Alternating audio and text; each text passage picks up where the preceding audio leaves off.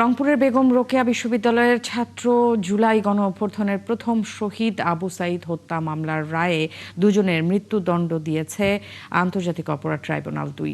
রায়ের পর্যবেক্ষণে আদালত জানিয়েছেন অমানুষদের হাতে প্রাণ হারিয়েছে আবু সাঈদ। অন্যদিকে চিফ প্রসিকিউটর জানিয়েছেন সব অভিযোগ প্রমাণ করেছে প্রসিকিউশন।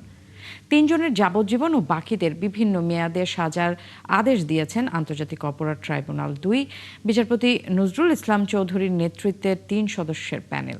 মৃত্যুদণ্ডপ্রাপ্তরা হলেন রংপুর মেট্রোপলিটন পুলিশের সাবেক সহকারী উপপরিদর্শক মোহাম্মদ আমির হোসেন ও সাবেক কনস্টেবল সুজন চন্দ্র রায়। পুলিশের ঊর্ধ্বতন কর্মকর্তাদের মৃত্যুদণ্ড না দেওয়ার ক্ষোভ জানিয়েছেন শহীদ আবু সাঈদের ২ ভাই। এদিকে চিফ প্রসিকিউটর মোহাম্মদ আমিনুল ইসলাম বলেন, পূর্ণাঙ্গ রায় পেলে পরবর্তী সিদ্ধান্ত নেওয়া হবে।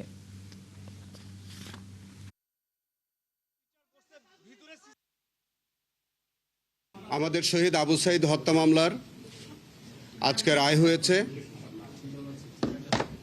আমাদের আন্তর্জাতিক অপরাধ ট্রাইব্যুনাল ২-এর ৩ জন বিচারপতির সমন্বয়ে আজকে ট্রাইব্যুনাল এই রায় ঘোষণা করেছেন। ১.৫ যুগ ধরে ভালোবাসার নিড়ে এসিআই পিওর সল্ট।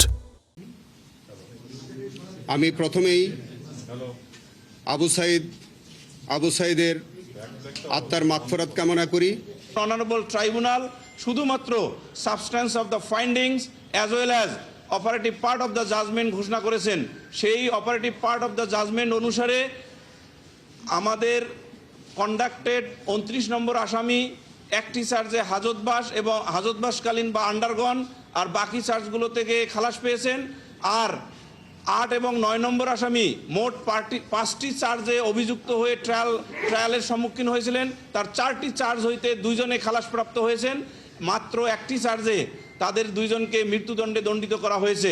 আমরা ট্রাইব্যুনালের আপাতত উক্ত রায়ে সংক্ষুব্ধ প্রত্যাশার নিরিখে, যেহেতু আমরা প্রত্যাশা অনুযায়ী খালাস পাইনি, আমরা রায়ের কপি অর্থাৎ পূর্ণাঙ্গ রায়ের কপি হাতে পেয়ে পুঙ্খানুপুঙ্খ বিশ্লেষণ করে মহামান্য আপিল বিভাগে দায়ের করে আপিল শুনানি অন্তে খালাস পাবো বলে দৃঢ়ভাবে বিশ্বাস করি।